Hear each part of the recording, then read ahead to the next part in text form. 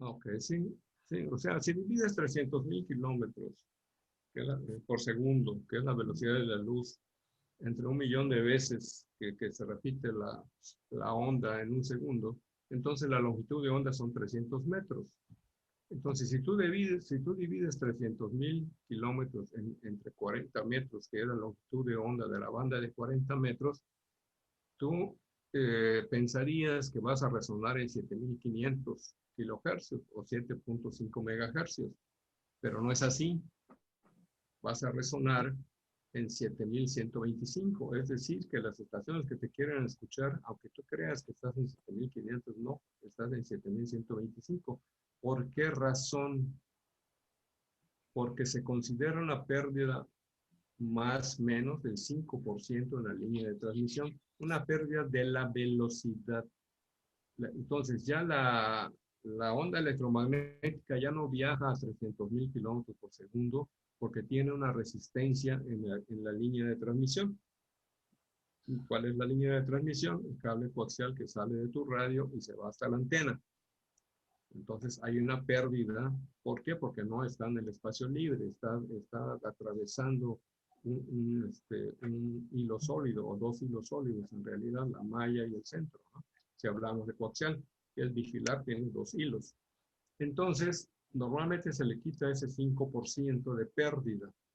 Entonces ya no te quedaron 300.000 kilómetros, va a viajar dentro del coaxial a 285.000 kilómetros por segundo. Lo divides entre 40, entonces no estás en 7.500 kilohercios, estás en 7.125, pero por la pérdida. Ahora bien, si estos 285 lo quitas los tres ceros, te va a quedar 285, divídelo entre 2 y ahí sale el famoso 142.5. ¿Ok? Yo no sé si me entendieron. O sea, los 285 dividiéndolo por 2 da 145. 142.5. Ah, ok, ok. ¿Sí? Que es la fórmula que utilizamos. Dividimos 142.5 entre la frecuencia, entre 7.125, y ahora sí estamos en la banda de 40 metros. ¿De acuerdo? No, yo no, perdón. Adelante, Miguel. No, eso que preguntaban ahorita, eso de 285,000, entre 40, luego le quita los tres ceros y ya me perdí. No. Ah, O hasta me donde, perdí antes. hasta donde llegaste, 285.000 entre 40, si lo divides, será 7.125 kilohercios. ¿De acuerdo? Sí. Ok. Entonces, lo único que estamos haciendo es cambiar la velocidad de la luz de 300.000 kilómetros por segundo, la bajamos a 285.000 kilómetros por segundo, tiene un asterisco en rojo, y esa pérdida es porque encuentra una resistencia en la línea de transmisión Sí. de más o menos, dependiendo de la calidad, del 5%. Ujú. Entonces, si a 300.000 le quitas el 5% o multiplicas por 0.95, que es lo mismo, te va a dar 285.000 kilómetros por segundo. Es decir, cuando sale del radio y entra a la línea de transmisión, coaxial, bifilar o lo que sea, ya no va a viajar a 300.000 kilómetros por segundo la onda de radio. Va a viajar a 285.000 porque encuentra una resistencia, está viajando a través de un sólido. ¿Sí? Sí. Entonces, esos 285.000, si le quitas los tres ceros, se convierte en 285. Sí. Si esos 285 los divides entre 2, ¿cuánto te da? A ver, 285 entre 2 da 12,5 me da a mí. No. Perdón, a ver, espérame. ¿Qué es la 200. Siento Tengo que Miguel. calcular. Calma, a ver, 285 entre 2, ¿no? Ajá, 142,5. es correcto. Y ese es el numerito, es un factor, así se le conoce, que se usa ampliamente para calcular una antena dipolo. Ah, perfecto. Si yo divido 142.5, ¿sí?, entre 7.125 de megahercios, ¿sí?, me va a dar una longitud de la onda de 40 metros. Entonces, Y media onda, porque es la que usamos, es media onda, porque si tú divides 285 entre 7.125 te va a dar 40. Pero si divides la mitad de 285 te va a dar mitad de 40. Te va a dar 20. 20. 20. El dipolo de punta a punta va a medir 20 metros, no 40. ¿Sí? Ok. Pero por ahí hay un videíto que alguna vez les compartí, si no se los vuelvo a compartir a ustedes, en el que te das cuenta, te explica muy bien ese video, que para que irradies una onda electromagnética completa, vamos a hablar de 40 metros, tienes que usar una antena de la mitad, ¿sí? No onda completa. A menos que uses una antena cerrada, un círculo cerrado de 40 metros de longitud, de perímetro, o un cuadrado o un triángulo, se llaman loops, ¿verdad?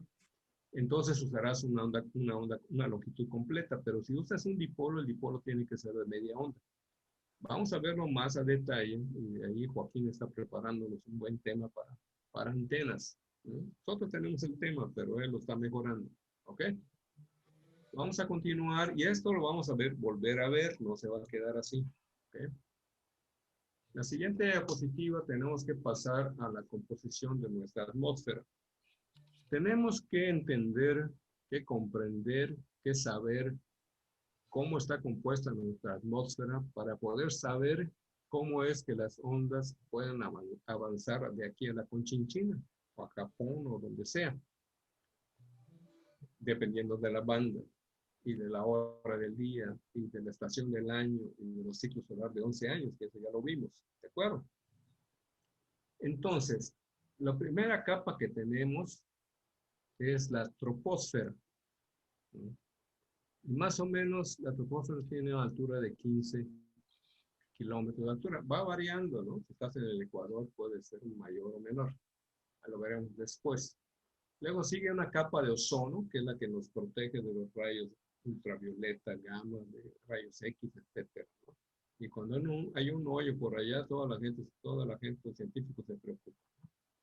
Y siempre hay un hoyo por allá andando en el Pacífico, ahí por Sudamérica, ¿no? Ok.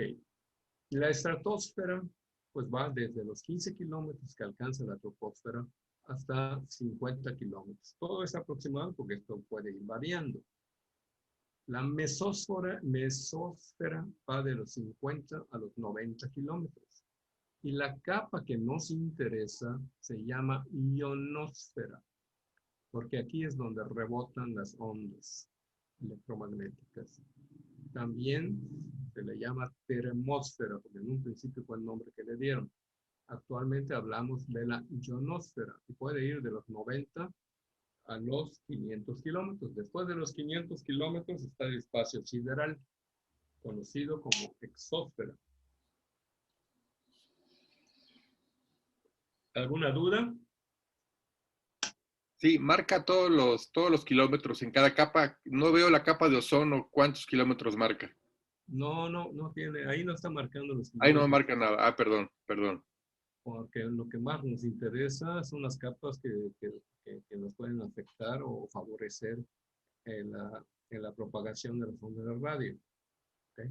El ozono no es visible para las ondas de radio, lo atraviesa, es un gas, ¿no?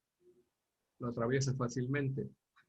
En la troposfera se dan ciertos tipos de propagación, ¿verdad? Y en la ionosfera se dan la propagación espectacular que puede darle vuelta al planeta. ¿Alguien tiene alguna duda? Pasamos a la siguiente. No. Pasamos a la siguiente y aquí nos dice que las ondas electromagnéticas no necesitan de un medio material para desplazarse. Es decir, no necesitan de un cable. Ahí está Howard, admitir. Ok, ya te di admisión, Howard. Bueno, cortó la llamada. Bueno, Howard.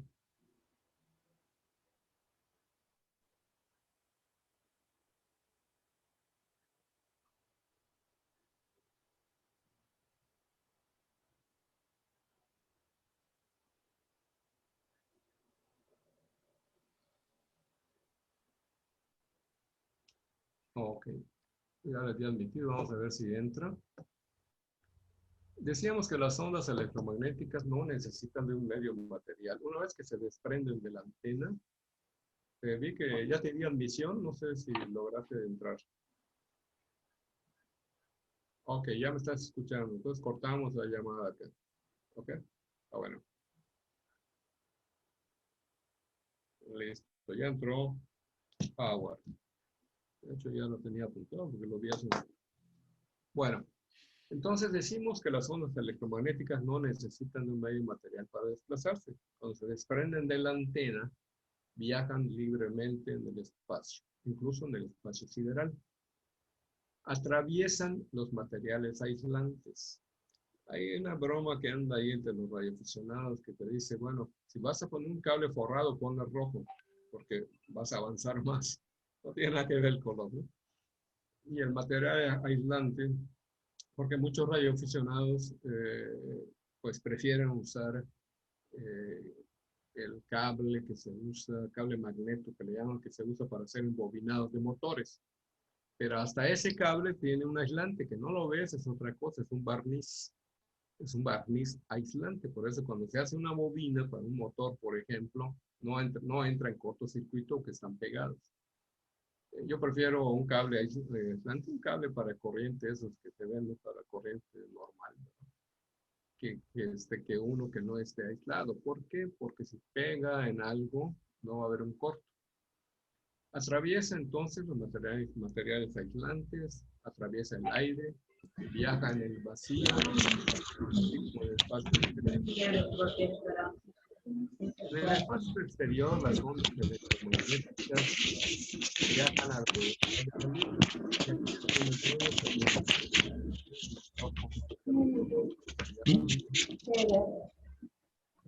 ¿Qué más?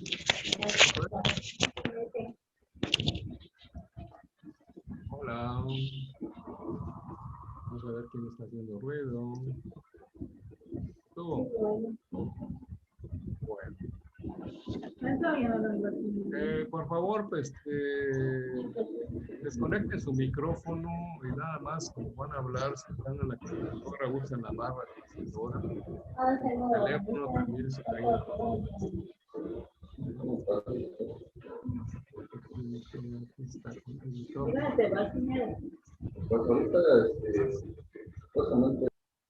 Ah, era Howard, ya lo... Sí, estoy tratando de apagarme. Ah, ok, Howard. Ya te desactivé, Howard. Ok, voy a minimizar acá. Ok, entonces, y aquí encontramos la velocidad de la luz, que son 299.820 kilómetros por segundo, solo 80 kilómetros por debajo de los 300.000. Por eso se usa en forma práctica los 300.000. En otros medios, la velocidad se ve afectada por la constante dieléctrica, que es lo que decíamos, la pérdida que hay en el coaxial, en la línea de transmisión. Las ondas electromagnéticas, al igual que las ondas de luz, pueden ser reflejadas, refractadas o difractadas, y también pierden parte de su energía por absorción. Ustedes saben que si agarran un foco o uno de estos emisores, apuntadores de LED, y le pegan a un espejo o a la pantalla del televisor, se reflejan, ¿no? Y si meten un lápiz en un vaso porque tiene agua, ven como que el lápiz se quiebra, ¿no? Eso se llama refracción. Y la difracción, ahorita la vamos a ver. Vamos a hablar de reflexión. Una onda, que puede ser de luz o electromagnética, es reflejada cuando choca con una superficie y es devuelta casi en un 100%. Siempre hay una pequeña pérdida. La reflexión es propiciada por la ionización de las partículas en la atmósfera provocada por la radiación solar, hablando de ondas de radio. Prácticamente es un rebote con poca pérdida de la energía radiada, en donde la capa ionizada actúa como un espejo para las ondas electromagnéticas. a una frecuencia determinada, porque en otras frecuencias puede ser que la atraviesen limpiamente y se pierdan en el espacio. Se trata de una reflexión que aquí se le denomina virtual. Está muy de moda lo virtual últimamente. Una reflexión virtual, aunque siempre vamos a decir que las ondas se reflejan, en realidad no es una reflexión total, es una virtual. Lo vamos a ver en la siguiente lámina. Una reflexión, si este fuera un espejo realmente, un espejo pulido, cuando pega aquí arriba, se va a reflejar exactamente en el vértice y va a ir para abajo. Pero como estas son capas, que va de aquí hasta acá, en el centro se ve más densa, son capas ionizadas. ¿Qué es ionizada? Que la radiación solar, gamma, rayos X, ultravioleta, etcétera, cuando inciden en la ionosfera en la que está a los 500 kilómetros para arriba, ¿qué es lo que sucede? ¿Sí? Que los electrones de los gases que están aquí, llámese oxígeno, llámese CO2, llámese hidrógeno, y todo lo que hay, pierden un electrón porque están siendo bombardeados por la radiación solar. En ese momento se produce una ionización y esa ionización es un espejo que refleja las ondas de radio, no las deja perderse en el espacio y regresan a la Tierra. Ese fenómeno nos permite hablar de aquí a Japón, por ejemplo. ¿Ok? Pero en realidad, como lo que sucede es una incurvación de la onda electromagnética o la onda de radio, entonces no hay una reflexión como tal, es una refracción porque se dobla la onda y regresa para abajo. Empieza a entrar en la capa y conforme más densa es, ¿no?, se incurva y se va para abajo. Entonces, el punto virtual, donde supuestamente si fuera una reflexión total rebotara, si fuera un espejo, o si fuera un satélite repetidor, entonces sí sería una reflexión, ¿no? Pero acuérdense, siempre vamos a hablar de una reflexión, aunque sea virtual. Ahí está Enrique. Vamos a ver dónde está, porque este punto, Enrique, Alberto. Ya está, bueno, se salió y volvió a entrar. Ok, entonces, ¿hay alguna duda con esto de la reflexión virtual y la refracción? ¿O todo está claro? Bueno, yo sí tengo dudas. Adelante. Pues sí, lo que es la diferencia entre refracción y reflexión. Ujú. O sea, la refracción es que llega a la ionosfera y evita que siga adelante y da vuelta como que en U, ¿no? Bueno, no en U, pero da vuelta de regreso, ¿no? Sí, está dando vuelta en una curva, ¿sí? Ujú. Se incurva la onda y Ok. regresa a la Tierra. Sí. Esa es una refracción y es lo que realmente sucede. Pero hablamos de una reflexión virtual, porque si siguen la línea punteada, aunque no se ve muy bien, pero es una línea punteada, aquí tienes un punto en el mero vértice que es donde donde existiría una reflexión, que ahora le llaman virtual. Si aquí hubiera un espejo que te reflejara al 100% la onda y regresara hacia abajo. Ajá. O sea, una reflexión es apunta un haz de luz o un LED puntero a un espejo y la va a regresar casi sin pérdida, ¿sí? Y te la va a reflejar en ángulo, depende del ángulo que pongas, en el mismo ángulo te lo regresa. Aquí también te lo regresa en el mismo ángulo, pero lo que realmente sucede es que la onda electromagnética no llega al punto virtual de una reflexión, sino que se incurva y regresa. Ok, ok. Pero matemáticamente tú puedes extrapolar y conocer el punto exacto de la reflexión si la hubiera. ¿Okay? ¿Por qué? ¿Por qué tenemos que conocer la reflexión virtual? porque esa nos permite saber los alcances de la onda electromagnética, las distancias que va a recorrer la onda. ¿Mm? Sí. Se van a medir tomando en cuenta el punto virtual. Bueno, vamos a la siguiente. Vamos a ver la difracción. Aquí se le llama por filo de navaja. La difracción es, agarra una lámpara en una habitación oscura. Express, Pablo, Express Mecánica dice que no puede entrar. ¿Cómo se llama? Express Mecánica, sí me sale en el WhatsApp. Express Mecánica. Vamos a ver quién es Express Mecánica. Dice que no puede entrar. Voy a WhatsApp.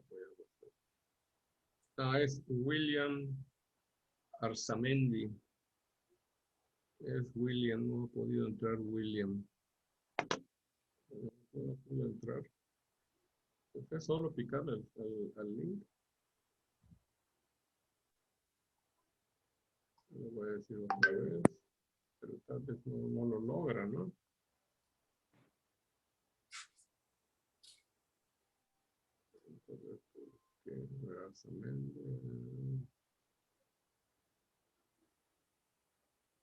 Ok.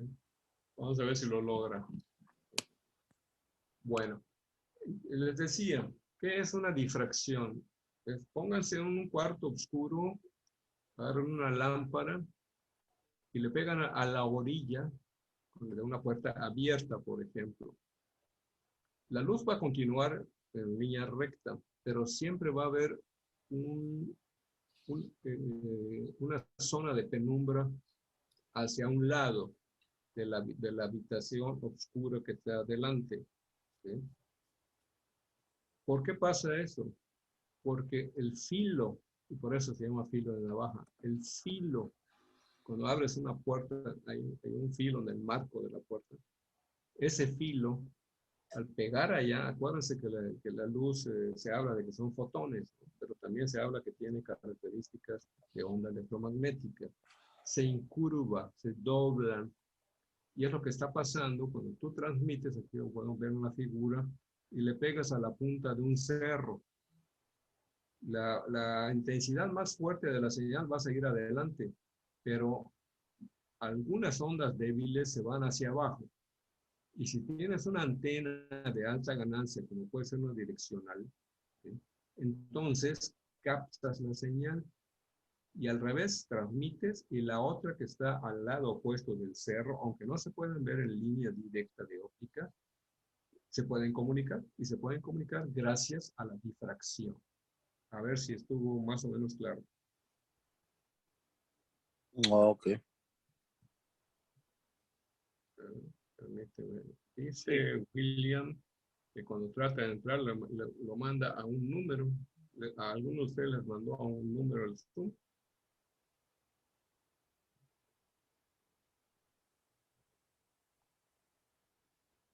Algunos de Es que ustedes. Ajá. tienes la opción de entrar a la llamada como por número telefónico, pero le tiene que dar la opción de que quiere entrar a la llamada por internet o por Wi-Fi y ya se puede conectar. El link que les mandé es simplemente picarlo y entra. ¿No es así, Emilia? Sí, pero cuando quieres activar tu audio, te dice que si quieres entrar por número telefónico o por internet. Entonces le tiene que dar por internet. Tienes que escoger por internet. Sí, sí, a veces pasa eso. Entonces le voy a decir, escoge, entrar por internet. ¿Ok? Pero también puede entrar por el número telefónico, ¿no? Emilia. Yo la verdad nunca lo he intentado, Pero entonces supongo no que se sé. te da la opción. Yo bajé la aplicación, Pablo. Ajá. Yo la tuve que bajar para poder entrar ahorita porque también estaba batallando al principio. Ah, ok, así pasa a veces, ¿no? Pero Y le dije a mi muchacho, le dije, a ver, trata de comunicarme. Le dije, porque ahora estoy afuera. pues, pues vamos a ver. Ojalá que entre. El que sepa que le ponga por favor en el chat de qué manera puede entrar William. ¿Ok? Bueno. Vamos a continuar mientras Julia sigue tratando de entrar, ¿no? Entonces, ¿alguna duda respecto a la difracción? Difracción, ¿verdad? Difracción. Ahí. Por filo de navaja, dice acá. ¿Todo está bien? ¿Se Sí. entiende?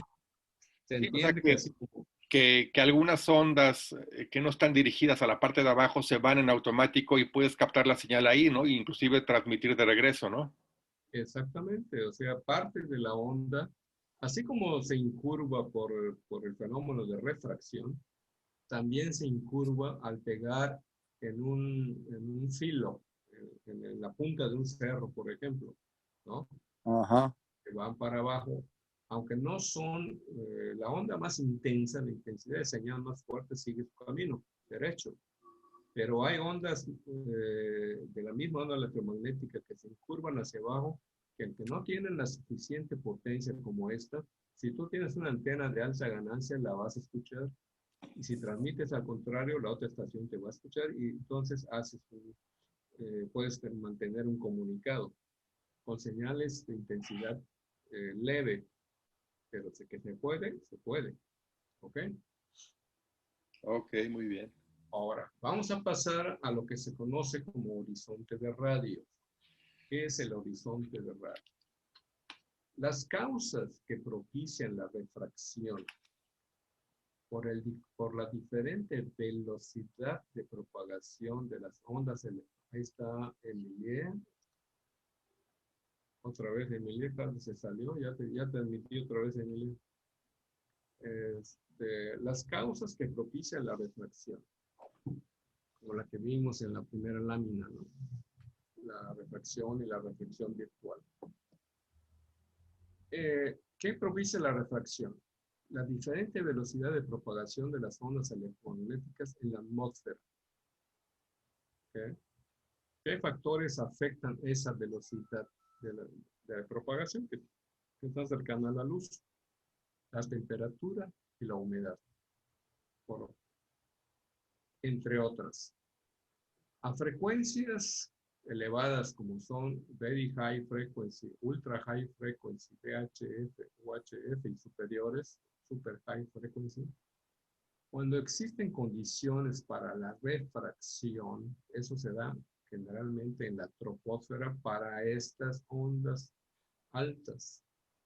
Las ondas electromagnéticas se propagan más allá del horizonte óptico por la incurvación que la señal de radio, ¿verdad? Esa incurvación sigue la forma de la Tierra. La incurvación en una atmósfera normal, entre comillas, ¿no? Permite la recepción más allá del horizonte óptico hasta un 30% aproximadamente. Este punto es conocido como horizonte de radio. Es decir, el horizonte de radio está un 30% más lejos que el óptico. Lo vamos a ver en la lámina que sigue. Por lo tanto, tienes una fórmula que te dice de distancia, ¿no? Distancia óptica más un tercio de esa distancia óptica, que corresponde al 30% por refracción. Entonces, tu distancia donde te pueden escuchar es un 30% más larga que la distancia óptica. Es más fácil con imágenes. En la primera imagen de arriba, estando en una atmósfera estándar o normal, la primera D, que la ven acá donde está mi cursor, representa el horizonte óptico. ¿Ok? O sea, si hay una estación de radio aquí, la señal que le permite hacer el comunicado es de línea de vista. Y ese punto se llama como el horizonte óptico, es la máxima distancia que recorre la onda en línea recta. Claro que si tienes una super torre por acá, vas a agarrar la otra, incluso a mayor distancia. Se puede ver que las dos líneas curvas que están arriba avanzan muchísimo más. ¿Por qué avanzan muchísimo más? En este punto, si tienes una antena a esta altura, la distancia óptica, que es esta, más un tercio de esta distancia, que es este pedacito, el D, hasta donde está el asterisco, es el horizonte de radio. De tal manera que el horizonte de radio es un 30% más largo que el horizonte óptico. ¿Vamos bien? Sí. Correcto. Cuando hay una super refracción, entonces el horizonte de radio puede duplicar el horizonte óptico y más allá. Por ejemplo, aquí que no tenemos montañas, ni cerros, ni nada, yo escuchaba una repetidora en la banda de 2 metros hasta una distancia máxima de 70 kilómetros, porque yo viajaba cada semana a una población que se llama Tizimín, donde yo nací. Y después de los 70 kilómetros la perdí. Pero cuando, a ver, Francisco García, adelante Francisco, ya te admití, ya habías entrado, Francisco. Vamos a ver dónde está Francisco, sí, ya había entrado. Y les comentaba que estando en Tizimín a 160 kilómetros, de los 70 kilómetros donde normalmente yo perdía el horizonte de radio a la repetidora, en ciertas circunstancias de atmósfera con super refracción, yo podía platicar aquí con mi Mérida a 160 kilómetros de distancia. Pero eso no se repite cada rato. Eso se hace, esa refracción, super refracción se da por el fenómeno que se llama inversión térmica. ¿Qué es la inversión térmica? Normalmente, en una atmósfera normal, el aire caliente está abajo y el aire frío está arriba. En una inversión térmica se voltea por vientos, por de convección, por lo que tú quieras, altas temperaturas, etcétera. De pronto el aire caliente sube abajo y la masa fría sube para arriba y la masa fría se va para abajo. Y ahí encuentras una inversión térmica, y por inversión térmica se forma un espejo de tipo refracción para las ondas de radio, sobre todo en VHF, UHF. Estamos hablando de VHF, empieza en la banda de 6 metros y abarca la de 2 metros, la de 1.25 y la de 70 y hasta allá, y luego está la de UHF que empieza en 70 centímetros, ¿no? También hay, sobre todo en atmósferas muy secas, en vez de que haya una atmósfera estándar y menos una superrefracción, hay una subrefracción. Entonces, el único contacto que tú puedes hacer o mantener con una estación es de línea de vista. Después de ahí ya no tienes aquel 30% en una atmósfera estándar o 3 veces la longitud en una atmósfera de superrefracción. Al contrario, se pierden en el espacio, se van al espacio sideral hacia arriba. Ese fenómeno se da en atmósferas muy secas. Ahora vamos a pasar en clases de propagación. Generalmente son 4 formas en que las ondas de radio electromagnéticas u ondas hertzianas se propagan.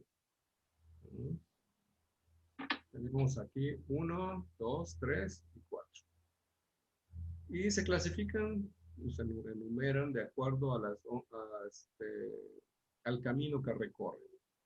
Las terrestres, obviamente, no es que vayan abajo de la Tierra o pegadita a la Tierra, van, no sé, a 1 metro, 1,5 metros, por allá, encima de la Tierra. Ahí se propagan. Esas ondas terrestres, por ejemplo, son las que usan mucho las estaciones que transmiten en amplitud modulada en la medium frequency. Estamos hablando de incluso en la long frequency, 500 kilohertz, ¿no? Entonces, se van más que nada por tierra. Pero una estación de radio no solo envía ondas de tierra, ¿sí? También envía, por ejemplo, la R1 y R2, que son troposféricas, es decir, que están dentro de un área entre 15 kilómetros y la superficie de la Tierra, está la troposfera. Acuérdense de la clasificación que vimos. como las antenas, pues, por más altas que sean, no van a alcanzar ni los 15 kilómetros, ¿verdad? Entonces estamos dentro de la troposfera. Entonces, tanto la R1 como la R2 son ondas troposféricas, siendo que la R1 está a línea de vista, pero la R2 pega en el suelo, rebota en el suelo y llega a la estación. Y por último tenemos la R3, que son ondas ionosféricas, aquellas que atraviesan la capa D, que en muchas frecuencias no se puede transmitir en el día porque esa capa D absorbe la radiación y ya no existe onda más adelante. Pero si logran atravesar la capa D y las ondas de radio de VHF, UHF lo hacen con mucha facilidad, rebotan, pueden rebotar en la ionosfera y regresar. Generalmente las ondas de VHF se pierden en el espacio, no rebotan.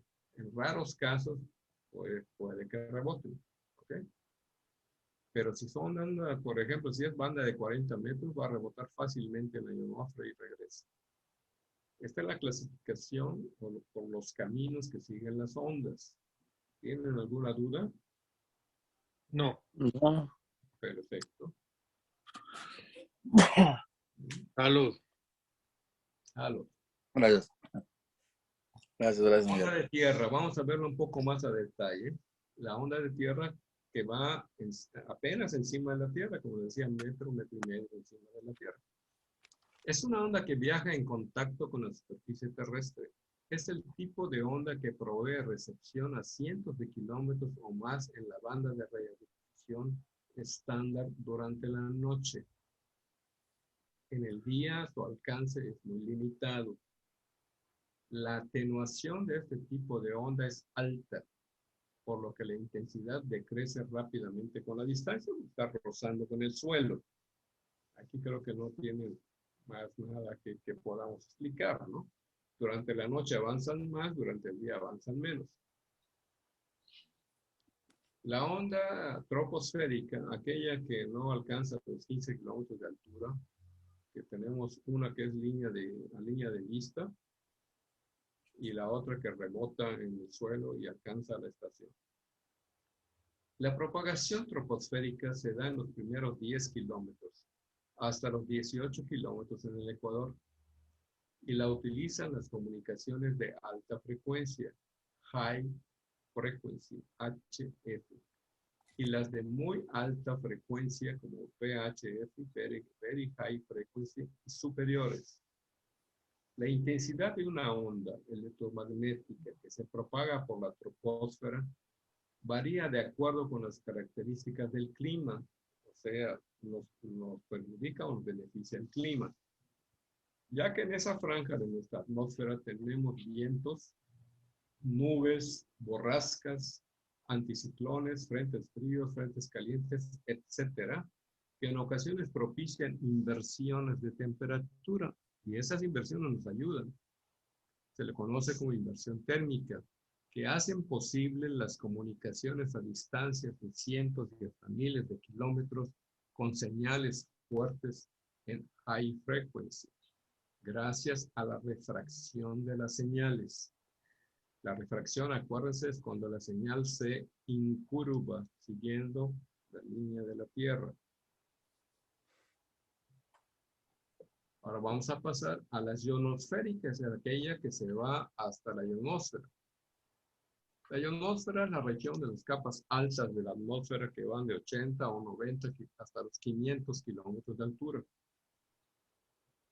La ionosfera refleja las señales radioeléctricas y, ojo, se habla de reflexión. Pero ya sabemos que es una reflexión virtual, que en realidad es una refracción. Y permite la comunicación a grandes distancias durante el día. Como ejemplos tenemos la banda de 20 metros. De noche la ionización casi desaparece, salvo raras excepciones. Este medio, el medio ionosférico, es utilizado para las comunicaciones a frecuencias que van desde 1.5 a 30 megahercios. Pero si existen condiciones de alta ionización, Las aperturas por arriba de los 50 MHz, o sea, en la banda de 6 metros, son espectaculares.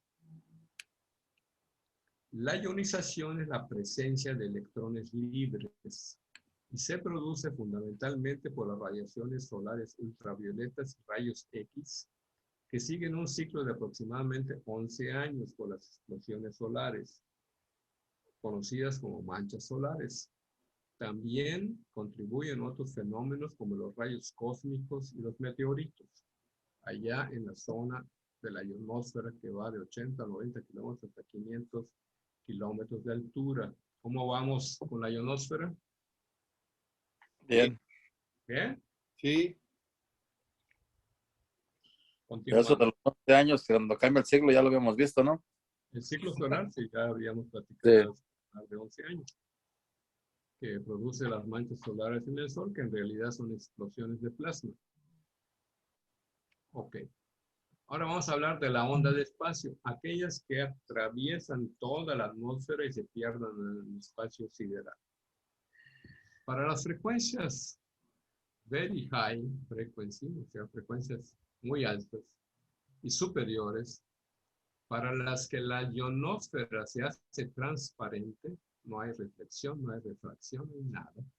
La propagación en el espacio libre es modificada por el suelo en reflexión y difracción y por la troposfera, refracción, atenuación y dispersión.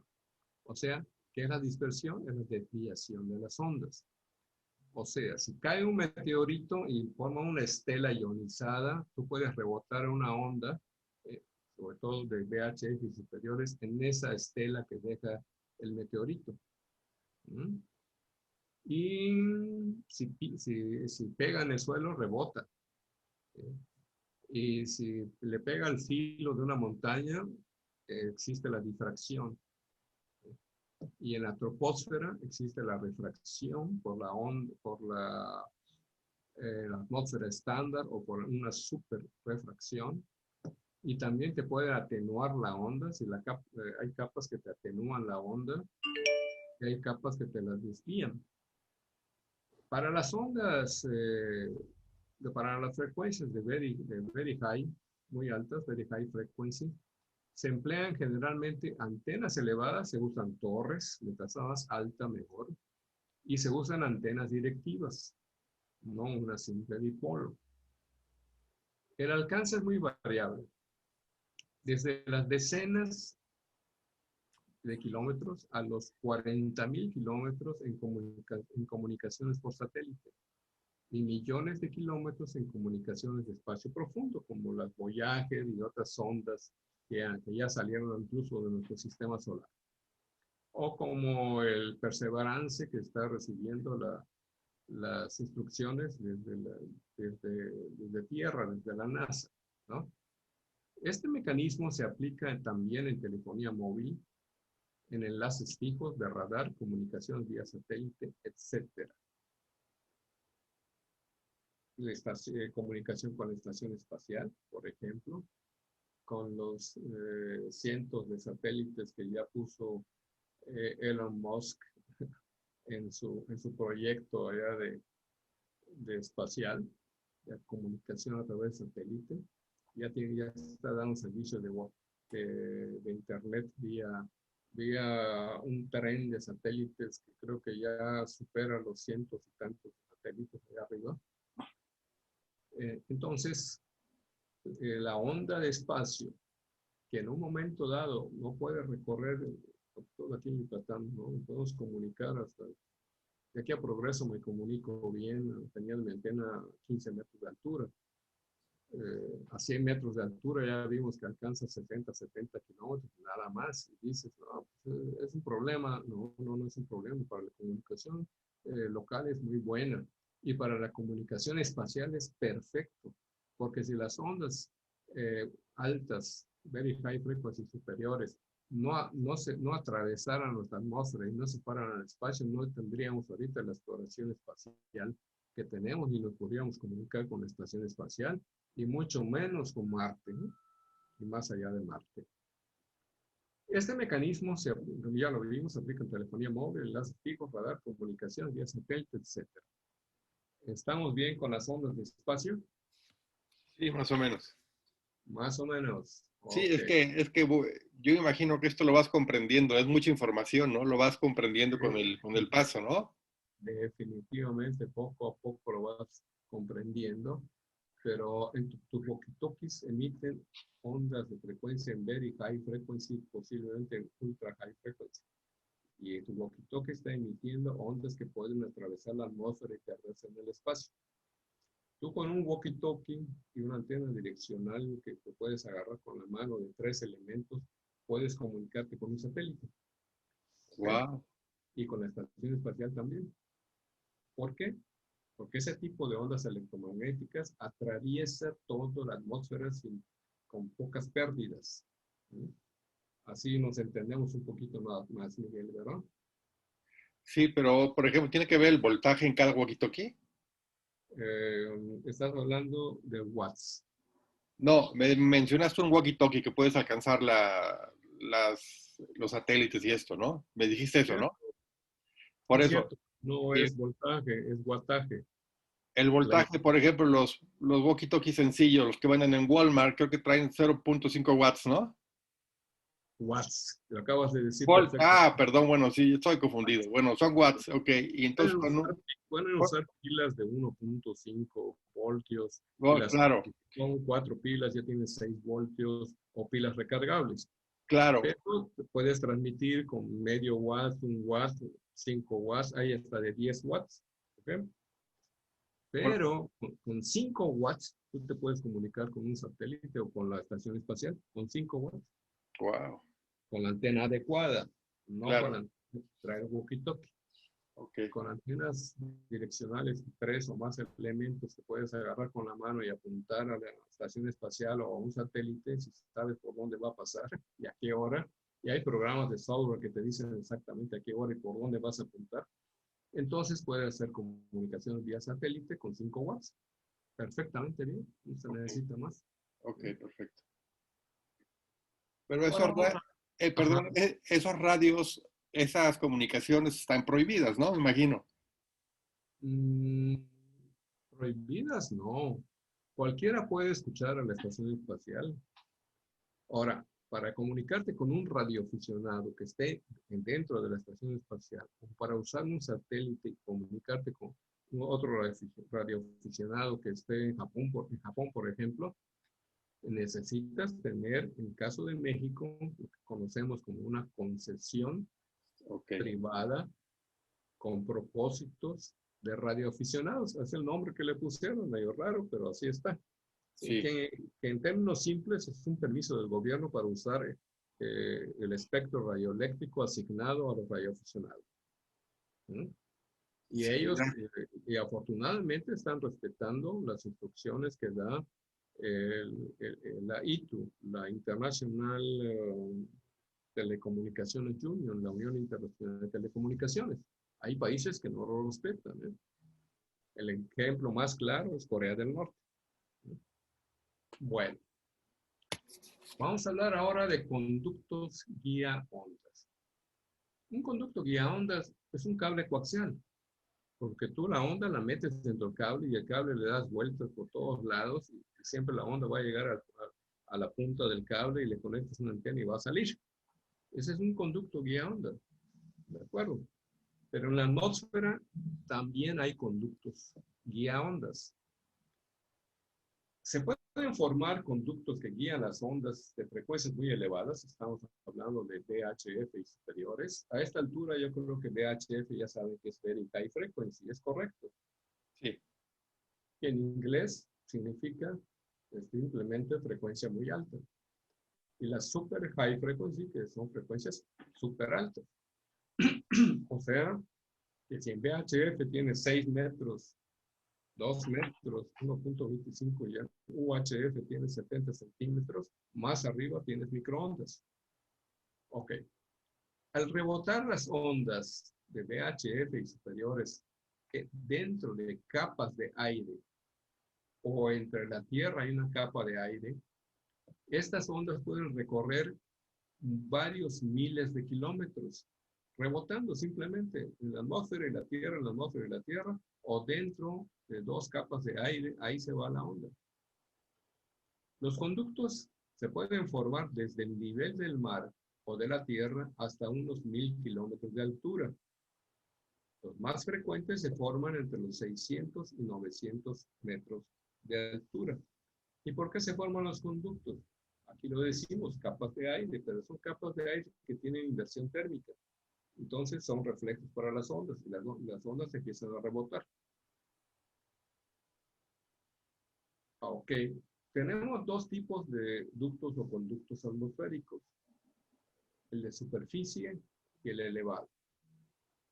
En algunas partes del mundo, particularmente en el trópico, y sobre grandes extensiones de agua, las inversiones térmicas están presentes continuamente a alturas de orden de 30 a 90 metros o menos. Los ductos de superficie, en los ductos de superficie, el límite de la inversión usualmente está definido por lo que las ondas que viajan horizontalmente se ven atrapadas por las capas refractoras de aire y continuamente rebotan hacia la Tierra. No pueden pasar más allá, llegan a la capa donde hay inversión térmica, donde el aire caliente de abajo está arriba y el aire caliente de arriba ya está abajo. Está invertida la temperatura. Forma un espejo para las ondas, entonces rebotan y ya no se van más arriba y siguen rebotando, ¿no? Aire, tierra, y ahí se van. No pueden atravesarlo. Estas ondas, por lo tanto, siguen la curvatura de la Tierra por grandes distancias, a veces cientos, a veces hasta miles de kilómetros después del horizonte óptico. ¿Cuáles son los ductos elevados? Los elevados están formados por dos capas de aire con inversión térmica, con características similares. Si la capa inferior refracta la onda hacia arriba y la de arriba la refracta hacia abajo, las ondas estarán atrapadas como si estuvieran dentro de un poliducto entre dos capas y nuevamente pueden viajar grandes distancias.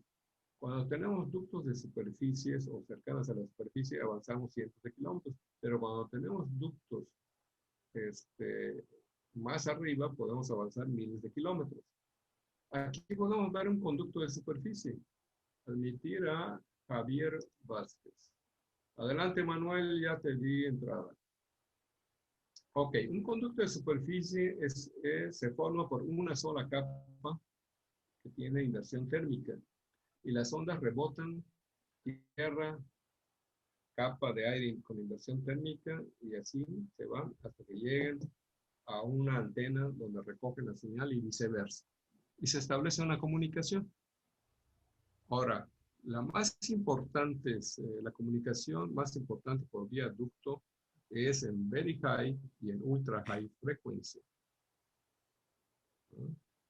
Aquí en el dibujo de abajo tenemos un conducto elevado, donde la señal entra al conducto y va rebotando entre la capa de arriba y la capa de abajo. Ambas capas están con inversión térmica y así se propagan y pueden ir más allá del horizonte de radio.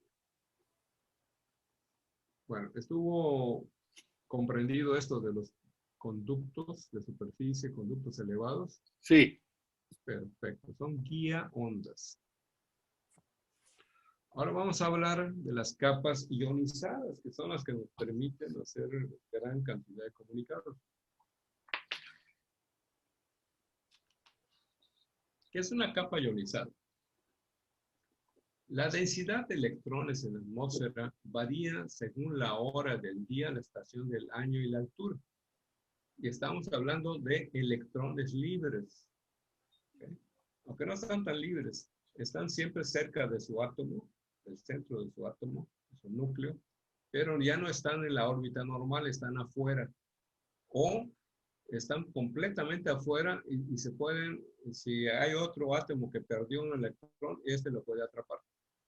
Y están por allá, siempre volando cerca de sus núcleos. Entonces, esos electrones libres, ¿verdad? Esa densidad de electrones va a variar según la hora del día, según la estación del año y según la altura. En las zonas más altas, la densidad de átomos y moléculas es baja. En las zonas más bajas, los electrones y los iones desaparecen, puesto que la recombinación predomina sobre la ionización al ser mayor la densidad de partículas. Y además hay una mayor presión atmosférica y eso hace que se condensen. De tal manera que a mayor altura hay más electrones libres, a menor altura hay menos electrones libres. Por otra parte, a partir de los 100 kilómetros de altura, los gases se estratifican, o sea, forman capas, estratos. Y como cada gas absorbe la radiación a partir de un cierto nivel energético, la densidad de ionización varía presentando capas ionizadas de acuerdo a qué gas se encuentre en un momento dado. Entonces, esa estratificación forma capas de iones o capas ionosféricas o capas que tienen electrones libres. Esas nubes electrónicas mencionadas tienden a formar capas a distintas alturas. A estas capas se les designan mediante las letras D, E y F. La capa más alta es la F, que durante el día está desdoblada en dos. Es decir, que la capa F del día tiene dos estratos o dos capas, llamadas F1 y F2. Pero en el atardecer y en la noche se funden en solo una capa, la capa F. Se ha identificado otra capa. En la capa F, la capa F3, que se forma en bajas latitudes como el Ecuador, cerca del mediodía. Pero sus efectos en las ondas de radio son débiles. Continuamos. Aquí vamos a verlo más claro porque es un dibujo. Tenemos la capa F2, la capa F1, la E y la D. La F2 y la F1 en el día están separadas. Al atardecer y en la noche se funden en una sola capa que forma la capa F. La capa E está solita y la D está solita. La capa D desaparece en las noches. No existe la capa D en las noches. Y muchas veces en el día se minimiza la capa D cuando estamos en los ciclos solares bajos, donde desaparecen casi las manchas solares, ¿verdad? Y también en el invierno hay menos densidad de la capa D y hay menos ruido en las bandas de 160, 80, 60 y 40 metros. Ok, vamos a ver la F2. La F2 está entre los 250 y los 500 kilómetros durante el día y 250 a 420 kilómetros en la noche, que ya es una sola capa. La F1 durante el día va de 200 a 250. ¿Bien? La capa D es la primera, es esta, que desaparece en las noches, que debe atravesar la señal en su camino a las capas superiores. Esta capa D tiene efectos adversos porque absorbe las señales. Y ya decíamos que las señales bajas durante el día no se escuchan con facilidad. Y durante la noche es más fácil, porque al desaparecer esta capa, las ondas pueden pegar arriba y de esa manera el camino es mucho más largo, la distancia recorrida es mayor. La capa E anda entre los 90 y 130 kilómetros y la capa D de 75 y 90 kilómetros. Esto pues hay que estudiarlo de vez en cuando para que no se nos olvide. Vamos a ver la capa D. La capa D se forma durante el día, ya decíamos que en la noche desaparece. Es más densa durante el verano y durante los ciclos solares de máxima actividad solar, donde hay más explosiones de plasma. La absorción que produce la capa D de las ondas electromagnéticas es muy importante, sobre todo en frecuencias inferiores a los 7 MHz. O sea, la banda de 40 metros empieza exactamente en 7 MHz. ¿Sí? Pero, por ejemplo, la banda de 60 metros está en 3.51 MHz. La banda de 80 metros empieza creo que en 3.5. La banda de 160 en 1.8. Esas bandas son muy afectadas por la capa D, de tal manera que durante el día avanzan poco y durante la noche avanzan mayores distancias. Cuando la absorción de la capa D es máxima, esta dificulta o impide por completo las comunicaciones a larga distancia, hasta incluyendo la banda de 40 y de 80. Ya que para lograr distancias de salto importante es necesario emplear bajos ángulos de radiación, vamos a ver eso de los ángulos más adelante, para que los rayos incidan sobre las capas reflectoras en forma casi rasante. Para obtener más distancia, tu ángulo de radiación debe ser lo más bajo posible para cuando pegue en la capa F1 o F2, ¿sí?, sea rasante y al regresar a tierra la distancia sea considerable. En estos ángulos bajos la señal está recorriendo una considerable distancia dentro de la capa D y puede terminar absorbida por esta capa o queda muy debilitada. Entonces tenemos problemas de comunicación en las bandas de 40 y 80 metros. ¿Por qué? Por la capa D. Y esto generalmente se da durante el día, sobre todo alrededor del mediodía. Ya decíamos que la banda de 40 metros la puedes usar desde toda la noche y desde que amanece hasta las 10, 11 de la mañana. Luego después se dificulta mucho y hasta las 4, 5, 6 de la tarde empieza a tener actividad. Ok, continuamos con la capa D.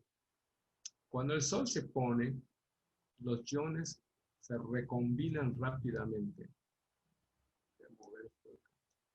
Ya que a la altura que están situados, están más cercanos entre sí. ¿Por qué? Por la presión atmosférica.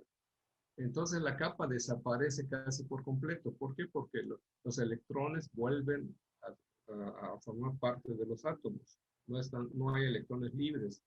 Acuérdense que los electrones libres es lo que se conoce como ionización y es un espejo para las ondas electromagnéticas. Al recombinarse y al desaparecer esos electrones libres, desaparece la ionización. Y las señales logran alcanzar las capas reflectoras, es decir, si la capa desaparece, aquí está, cuando el sol se pone, en la noche, acuérdense que la capa D desaparece en la noche por recombinación. Entonces esta capa ya desaparece para las ondas de radio, ya no la ven, simplemente la traspasan, ya no existe. Entonces las señales logran alcanzar las capas reflectoras en la capa F1 y F2, o F1 o F nada más, porque en la noche solo existe la F, ¿saben? La F1 y F2 se funden en una sola capa. Al no haber capa D, es más fácil que alcancen la capa F. Y entonces, como está a más altura, estamos hablando de que está entre los 90 a los 500 kilómetros de altura, entonces la distancia recorrida por las ondas es mucho mayor y es cuando podemos ser comunicados al otro lado del mundo. Es por eso que con mucha potencia, las emisoras de radiodifusión de onda corta pueden oírse en 40 metros y en bandas más bajas, incluyendo la comercial de amplitud modulada, aunque esa no es una banda, es un modo de transmisión. Pero sabemos que está del orden de los 500 kilohercios hasta 1000 y pico.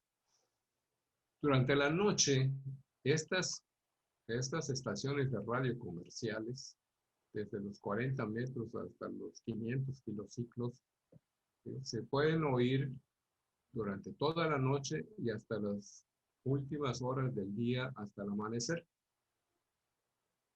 ¿Por qué? Porque no existe una capa D que las esté absorbiendo. Acuérdense que la onda de radio está compuesta de un campo eléctrico y un campo magnético. En última instancia es energía. Y esa energía en el día es absorbida y en la noche no es absorbida, entonces alcanza la capa F y puede entonces oírse de un continente a otro. En los periodos de mínima actividad solar, ahorita acabamos de pasar un periodo de mínima actividad solar, terminó el ciclo 24 y está empezando el ciclo solar 25. Y especialmente en invierno, la capa D se debilita lo suficiente durante el día como para permitir comunicados y considerables distancias de la banda de 40 metros. Como contrapartida, las condiciones a corta distancia son inestables o inexistentes, debido a que se producen zonas de silencio. ¿Sí? Como van a rebotar más alto, cuando regresen a la Tierra, van a regresar a una distancia mucho mayor y aquí hay un cono de silencio. Eso lo hemos vivido nosotros. De pronto, cuando las condiciones como estas que estamos describiendo, los periodos de mínima actividad solar y en invierno la capa D se debilita, en el día, ¿verdad? Ya no me puedo comunicar con Progreso, que es con mi amigo de Progreso que está a 33 kilómetros de distancia, pero sí me puedo comunicar con Europa. Esas son la forma en que la capa D nos favorece o nos desfavorece. Ahora vamos a hablar de las capas ionosféricas. La capa F, que está compuesta de la capa F1 y la F2, prodigan la mayoría de los comunicados a muy largas distancias, aquello que conocemos como DX, acuérdense. Cuando se les pregunte en el examen qué es DX, es una comunicación a larga distancia, aunque tiene otras excepciones. ¿En dónde? En onda corta, high frequency o en HF. Su alcance es mundial durante el día. Estamos usando la capa F1 y la F2. Y en muchas ocasiones durante la noche usamos la capa F. Todo depende del grado de ionización de la capa. Así sucede sobre todo en la banda de 20 metros y superiores porque la absorción de la capa D es menor en las frecuencias más elevadas del espectro de HF y las señales pueden atravesarla fácilmente, ¿no? La banda de las ondas electromagnéticas de la banda de 20 metros, estamos hablando de 14 a 14,350 megahercios, para arriba, atraviesan fácil la capa D durante el día. Le pegan a las capas F1 y F2 y muchas veces durante la noche. Entonces tenemos comunicados espectaculares en casi a todo el planeta, ¿no? A eso se debe. Ahora vamos a hablar de una capa interesante que es la capa E. La capa E fue la primera capa que se descubrió y su nombre de E se llamó porque la consideraron una capa eléctrica en ese entonces y se le quedó capa eléctrica, se le conoce como capa E. Posteriormente se descubrieron capas inferiores y superiores a esta, llamándoles la capa D, que está por debajo de la E. Lo van a ver, lo pueden ver en el dibujo. Y la capa F, que está por arriba.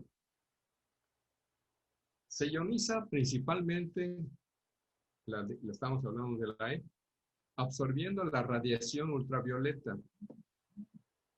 Y a diferencia, perdón, me distraje con el teléfono, y a diferencia de las otras capas, se observan en ella concentraciones de metales ionizados. Esto es interesante. La capa E, en vez de gases, definitivamente hay gases, pero hay una gran cantidad de metales ionizados. Van a ser microscópicos, desde luego, ¿no? La máxima ionización de la capa E se da al mediodía. Y la capa E desaparece totalmente durante la noche. Los metales los microscópicos ahí están, ¿no? Pero no están ionizados. ¿Por qué? Porque el sol no les está pegando. Entonces la capa E desaparece para las ondas de radio. Aunque el metal ionizado microscópico sigue ahí. La capa E no depende de los ciclos solares. Simplemente se ioniza en el día y la ionización se pierde durante la noche. Pero no importa en qué ciclo solar estemos, si en la parte alta o en la parte baja del ciclo solar. Esta capa E, aunque absorbe también la radiación electromagnética, también la refleja. Una parte es responsable de la comunicación a corta distancia, dado que su altura está entre 90 y 120 kilómetros. Pero por saltos múltiples, porque va rebotando en la Tierra, pueden alcanzar distancias considerables durante el día, porque en la noche desaparecen. Ahora, tenemos otra capa que no es la E, es ES. Y ES viene de esporádica. Esporádica porque a veces hay, a veces no hay. Es más, la mayor parte del tiempo no hay. Esta capa se forma un poco más arriba de la capa E. Propicia la propagación más espectacular para los aficionados de las bandas de VHF. Acuérdense que empieza la banda de VHF en la banda de 6 metros. UHF y SHF. Very High Frequency, Ultra High Frequency, Super High Frequency. Frecuencias muy altas, ultra altas, super altas. Y acá están 6 metros, en el super alto están las microondas. Una banda completamente muerta, como la de 6 metros, puede llenarse de señales atronadoras en pocos minutos. También puede desaparecer en pocos minutos, procedente de ubicaciones situadas a 8,000 o más kilómetros de distancia en las bandas de 50 MHz y hasta 4,000 kilómetros en la banda de 2 metros, en 144 MHz. Yo viví una buena época para la banda de 6 metros, después se las platico. El fenómeno puede durar desde unos minutos hasta varias horas, siendo las aperturas en la banda de 50 metros de mayor duración que en las bandas de 2 metros, perdón, de 6 metros que las de 2 metros. La de 6 metros está en 50 MHz y la de 2 metros está en 144 MHz. Acuérdense que los megahercios es por el número de veces que una onda se repite en un segundo. Y los metros son la longitud de la onda que va de cresta a cresta o de valle a valle. Aquí está un dibujito donde vemos la capa esporádica. Y la capa esporádica no es una capa. Son pedacitos de ionización. Y si tú tienes la fortuna de pegarle a esta pequeña nube y por rebote le pegas a otra, puedes alcanzar grandes distancias. Pero si tu señal, en vez de pasar por donde está la pequeña nube de iones, pasa por un lado o por el otro, se pierde en el espacio.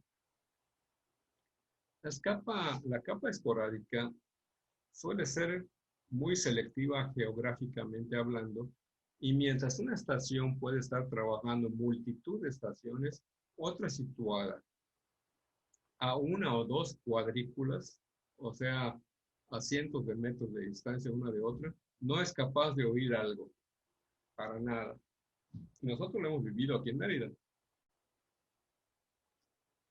De pronto alguien pone en el grupo de radio que tenemos, que se llama Arey Temas de Radio, pone que está activa la banda de 6 metros.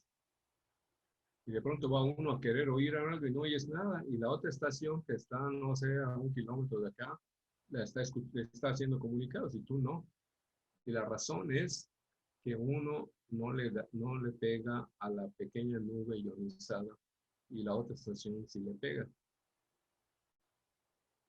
Vamos a pasar a algo que se llama ¿Vamos bien hasta acá? ¿Ya se durmieron? Bueno, Aquí estamos, aquí estamos. Ah, sí, sí, todo bien. Una pregunta nada más. ¿A qué hora más o menos va a acabar la clase? a la hora que ustedes gusten. Está muy interesante. A mí se me hace ver, hay mucha información y pues mañana me imagino que mañana vamos a volver a ver algo de esto, ¿verdad? Definitivamente. Ah, ok, ok, está bien, está bien. ¿Ya te tienes que ir? No, Don Pablo, Adelante. soy Howard, buenas noches. Oiga, sí se está grabando siempre, ¿verdad? Porque como comenta el compañero, creo que es Miguel, Sí, está muy interesante, pero como yo no lo empecé a escuchar desde un principio, hay unas partes que no le estoy captando, pero me imagino ya con la grabación ya debo de poderme actualizar bien. Y si no, me puedes llamar, Howard. Ok. Perfecto. Continúa entonces se le escucha para, no sé si va a seguir dando la clase, yo sigo escuchando. Si alguien se va a conectar, ¿no? Si todavía quieren seguir un rato, yo les sigo. Ustedes me dicen, ¿hay alguien que tenga la necesidad de salirse? Bueno, no, yo estoy, bueno, está muy, muy interesante. Estoy emocionado y está muy interesante. Yo sigo escuchando, soy Howard. ¿quién más se queda o quién se va más bien? Bueno, Emilie, ¿me estás escuchando? Hola, yo aquí sigo. Aquí Ok, también continúo. vamos a aquí ver. estamos, aquí estamos. Alfredo, Garibo, Andrés, Torrero, ¿están por acá todavía o ya se Sí, fueron? aquí estoy. Ok, Enrique, Ah, que fui al baño. bueno, correcto, no hay problema. Entonces, estamos en la diapositiva 30. Vamos a cambiar. Y vamos a ver, voy a poner la vista completa. Ok, el mouse me está jugando una mala pasada.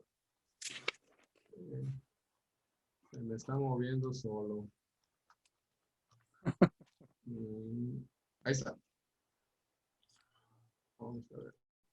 Vista completa y voy a tratar. Mira, solita ni siquiera lo estoy agarrando. No sé qué está sucediendo.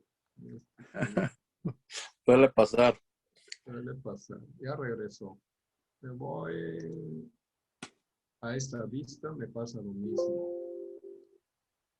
Vamos a ver qué puedo hacer. Oh, Hoy sí que me está dando lata. Vuelvo a regresar, ¿eh? Déjame irme. Vamos a ver. ¿Logran ver en la vista esta normal? En diapositivas. Sí, ¿Logran verlo? ¿Logran ver bien el dibujo? sí. Sí, sí se ve bien Acá, normal en la computadora. Lo dices porque te molesta que haya sido elegida la más bonita del reino. Ah, ese Estábamos escuchando por ahí unas caricaturas. No sé si es Frozen o algo así, ¿no? hagan a un lado sus diferencias para gozar. A ver. Bueno. Estábamos por entrar en el tema de la máxima frecuencia utilizable, conocida en español como MFU, ¿no? O en inglés como MUF, creo que es máximo, no sé cómo se diga en inglés, utilization frequency o algo así, ¿no? Bueno, la máxima frecuencia utilizable, o MUF en inglés, se describe así. Es la máxima frecuencia a la que puede establecerse comunicación ionosférica, es decir, por reflejo en la capa F, o F1 o F2 en su momento, entre dos puntos en un momento determinado y depende de la densidad de la ionización. Si tenemos una alta densidad de la ionización,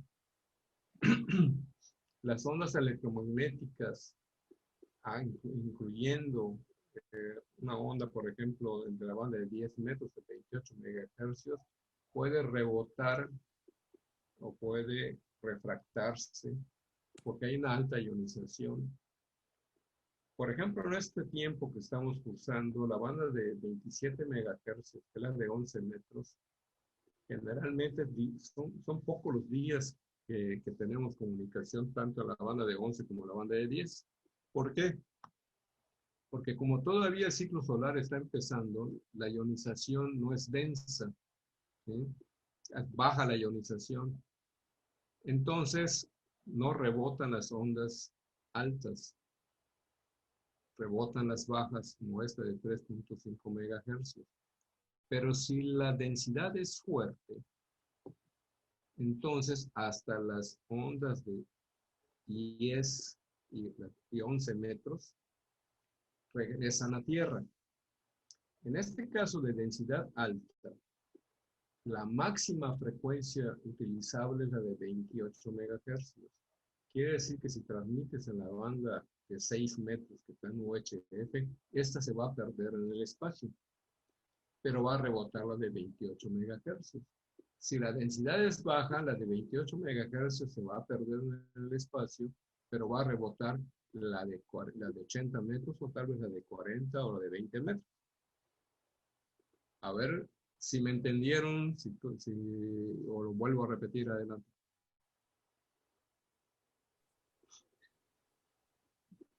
Bueno. Vuelvan a repetir, Pablo, porque yo no le... Sí, por favor. Yo con el final me atoré, pero todo lo demás del principio sí lo escuché. Perfecto, ahí vamos.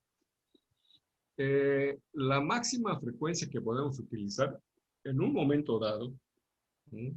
Por ejemplo, ahorita que estamos en la noche, ¿sí? Nuestra máxima frecuencia a utilizar podría ser la banda de 40 metros. Si queremos usar la de 20, simplemente está en silencio, porque la de 20 se pierde en el espacio y por consecuencia la de 17, 15, 12, 10 metros, 11 metros se pierden en el espacio. Es difícil ahorita hacer una comunicación en banda de 11 metros o en banda de 10 metros, pero en banda de 40 metros es más fácil. ¿Por qué? Porque las bandas bajas, alguien está ahí haciendo pi, pi, pi, pi, pi. Las bandas bajas, como la de 40 metros o esta de 3.5 megahertz, que es la banda de 80 metros. Acuérdense que cuando la frecuencia a la que estamos es de 3.5, de 7 megahercios, puede rebotar más fácil en la capa F ionizada que la banda de 20, por ejemplo, hoy en la noche, o la banda de 10. Esas se van y se pierden en el espacio. Ahorita es más fácil comunicarse en las bandas de 40 metros, la banda de 30, la banda de 80 y la banda de 60 y de 160 metros. Muy difícil comunicarse en la banda de 20 metros o inclusive en la de 30. ¿Mm? Entonces, la máxima frecuencia utilizable en este momento en la noche puede ser la de 40 metros, la de 7 megahercios. ¿Sí? Y durante el ciclo solar fuerte, cuando la capa F está muy ionizada, está muy densa la ionización porque tenemos explosiones solares, entonces el espejo aquí, esa capa es muy densa. Incluso podemos usar la banda de 10 metros, la banda de 11 metros, la de 12, la de 15, la de 17, la de 20, y no se van a perder en el espacio. Entonces, en el dibujo, la máxima frecuencia utilizable es la de 10 metros. Arriba de esa banda de 10 metros, de 6 metros, de 2 metros, no podemos tener rebote en la ionosfera. Y sabemos que la de 2 metros de por sí no rebota en la ionosfera, ¿no? Salvo rarísimas excepciones. Entonces, la máxima frecuencia utilizable en el dibujo es la banda de 10 metros o 28 megahertz. ¿Sí? Pero si esta ionización no estuviera densa, la banda de 10 metros se pierde en el espacio y podríamos utilizar la banda de 80 metros o la de 40 metros como ahorita en la noche. A ver si estamos claros. Aquí la clave, aquí la clave es si la capa F está fuertemente ionizada o está débilmente ionizada. Esa es la clave. A mayor densidad, mayor frecuencia puede rebotar, hasta la de 10 metros. Si no está muy densa, se pierde las ondas de la banda de 10 metros, se pierden incluso las de 20 metros y solo podemos usar de 40 hasta la de 160 metros. Entonces, la máxima frecuencia utilizable en este momento, en la noche, es la de 40 metros.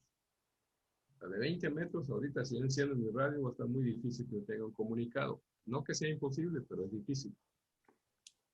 ¿Por qué? Porque tenemos baja ionización. Pero cuando hay alta actividad solar, aún de noche, podemos rebotar la banda de 20 metros. Entonces, si logramos rebotar la banda de 20 metros o la de 10 metros durante el día, estamos hablando que la máxima frecuencia utilizable sería la que rebota, la que se pierde ya no. La máxima frecuencia utilizable es aquella que puede regresar a la Tierra y es debida a la densidad de la ionización de la atmósfera. ¿Ya está un poco más claro? Sí, ya mucho más claro. Muchas gracias. Perfecto. Vamos a seguir. Es que estas partes que vamos a hablar ahorita son las que causan mucha confusión. La que sigue. Ahora, olvídense de la máxima frecuencia utilizable y vamos a hablar de la frecuencia crítica, que también tiene que ver con la densidad de la ionización. ¿No? La frecuencia crítica en este dibujo es la de 3.5 MHz. ¿Sí? Arriba de esta frecuencia, todo se va a perder, incluso la banda de 40 metros se pierde en el espacio. A partir de 80 metros ya puedes tener comunicados hasta la banda de 160 metros. ¿Sí? Hay un poco de confusión entre máxima frecuencia utilizable y frecuencia crítica, pero ambas dependen de la ionización. La frecuencia crítica la definen como la frecuencia más alta que puede tener una señal emitida con incidencia cercana a la vertical, capaz de ser reflejada a la atmósfera. Aquí hay otro factor, ¿no? Con incidencia cercana a la vertical. Es decir, que en vez de emitir a baja altura, a bajo ángulo, transmites al ángulo más elevado posible. Entonces, de esta manera vas a encontrar la frecuencia crítica.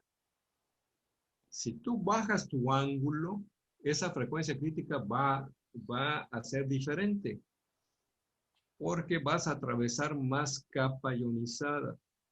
Entonces, en vez de la frecuencia crítica sea de 3.5, puede ser la de 7 MHz. ¿Sí? Pero entonces estamos hablando en ese momento de máxima frecuencia utilizable. En la frecuencia crítica, el ángulo tiene que ser lo más vertical posible. En la máxima frecuencia utilizable, ¿sí? El ángulo puede ser cercano a la vertical o puede ser rasante. Un ángulo más bajo, eso no importa. Pero en la frecuencia crítica, para poder medirla, se usan ángulos los más cercanos a la vertical. ¿Sí?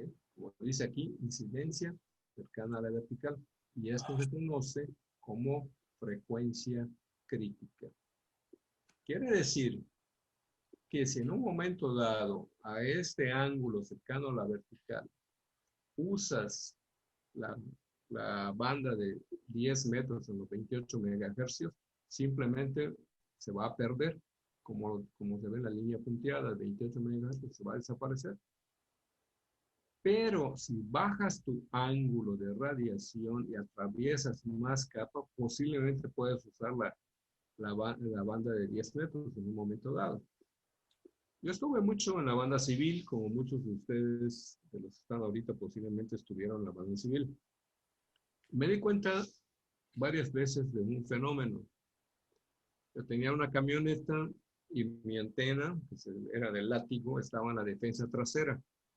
¿Sí? Entonces, normalmente, pues como vas en plano horizontal, sobre todo aquí que no tenemos cerros ni nada, estás escuchando a una estación, pues más o menos estás platicando con ella, pero con una baja intensidad de señal.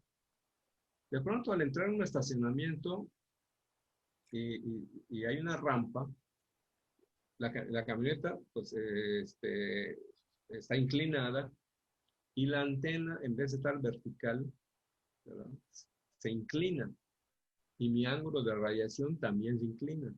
En ese momento me dan un reporte de intensidad de señal sumamente fuerte y yo escucho la otra estación bastante fuerte también. Del momento que entro al estacionamiento, volvemos a la condición anterior. ¿Qué está pasando? Que estoy moviendo mi ángulo de radiación y al mover mi ángulo de radiación atravieso más capa atmosférica y más capa F ionizada. Entonces, quiere decir que en un momento dado, aunque si no puedo comunicarme en 10 o en 11 metros, pero existe cierta ionización y yo muevo mi antena para bajar mi ángulo, es posiblemente que me escuchen y si la otra estación hace lo mismo, pues establecemos el comunicado. Por una sencilla razón, porque estamos atravesando más capa ionizada, entonces tenemos más posibilidad de que la onda se incurve y se vaya para abajo. Entonces, aquí tenemos que estudiar un poco y hacer una diferencia entre lo que es la máxima frecuencia utilizable, ¿sí?, donde la clave está en la densidad de la ionización. Por eso lo tengo puesto en rojo. Y aquí estamos jugando con el ángulo. Mientras el ángulo se acerque más a la vertical, podemos medir la frecuencia crítica. No quiere decir que no podamos hacer comunicados en 28 MHz. Simplemente si bajamos el ángulo, puede ser que sí. Y va a ser a mayor distancia, desde luego. Entonces aquí hay dos conceptos que hay que ponerle un poco de atención. Y vamos a pasar al tercer concepto. El ángulo crítico, que es lo que les estaba hablando cuando yo entraba en la rampa de un estacionamiento. El ángulo crítico es el ángulo en el que la señal es refractada por la ionosfera y es devuelta a la Tierra y depende, otra vez, de la densidad de la ionización. Por ejemplo, aquí en ese dibujo vemos que el ángulo crítico está más o menos en 45 grados. Si nuestra señal sale más o menos a 45 grados, atraviesa más capa ionizada y regresa. Y lo mismo si estamos a menos de 45 grados y abarcamos mayor distancia. Es el ejemplo del vehículo que sube una rampa de estacionamiento o sube un cerro en un momento dado. Pero si el ángulo de radiación se va acercando a la vertical, entonces esa onda electromagnética, onda de rayos, se pierde en el espacio. ¿Por qué? Porque atraviesa menos capa ionizada. Entonces, el ángulo crítico es aquel que permite devolver la radiación electromagnética a la Tierra, no perderse en el espacio. Entonces, tenemos ángulo crítico que va a depender ahora sí de cuántos grados con respecto a la superficie terrestre estamos transmitiendo. Y así como podemos mover un vehículo, podemos mover, si es una antena direccional, le podemos meter un rotor no solo horizontal, sino vertical, y jugar con los ángulos de radiación. Entonces, un ángulo crítico es el máximo ángulo hacia arriba en la que podemos rebotar una onda electromagnética. Una frecuencia crítica es la frecuencia más alta que puede rebotar y regresar, perdón, a la Tierra. Y la máxima frecuencia utilizable es aquella que te permite el grado de ionización. Esos tres conceptos son a veces muy confusos. Ahí se los encargo.